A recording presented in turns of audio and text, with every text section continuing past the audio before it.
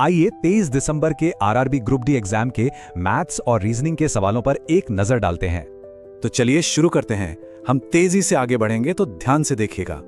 सबसे पहले देखते हैं अरिथमेटिक के कुछ सवाल, जैसे इंटरेस्ट, एवरेज और परसेंटेज।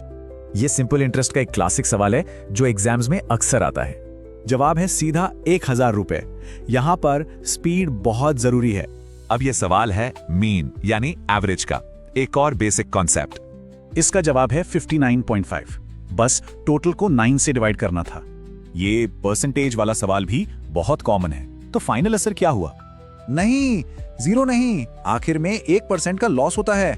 यहाँ कीमत और खपत के हिसाब से खर्च का रेशियो बनता है 46:17। अरिथमेटिक के बाद अब बारी है वर्क और अलजेब्रा के कुछ सवालों की।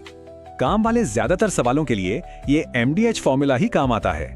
देखिए, ये सवाल सीधा उसी फॉर्मूले पर बेस्ड है जो हमने अभी देखा। नंबर्स को फॉर्मूले में डालते ही जवाब आता है आधा आदमी। अब ये सवाल एफिशिएंसी और कंबाइंड वर्क का है। देखते हैं कैसे होगा। इसे सॉल्व करने पर पता चलता है कि बी अकेला ये काम 30 दिन में करेगा। अलजेब्रा का ये क्लासिक सवाल है और इसका एक बहुत आसान शॉर्टकट है। इसकी ट्रिक है दिए गए नंबर का स्क्वायर करो और 2 घटा दो। जवाब है 14। चलिए अब आखिरी सेक्शन देखते हैं, रीजनिंग के कुछ पजल्स। तो इन स्टेप्स को फॉलो करके वो आखिर में स्टार्टिंग पॉइंट से 5 मीटर नॉर्थ में है। इस सीरीज में एक सिंपल पैटर्न है, लगातार ऑड नंबर्स को जोड़ा जा रहा है। तो पैटर्न के हिसाब से अगला नंबर होगा 36। इंटरेस्टिंग बात यह है कि एनालिसिस में कुछ सवालों में गड़बड़ी भी पाई गई। तो इस एनालिसिस के बाद सबसे पहले किस टॉपिक की प्रैक्टिस करेंगे?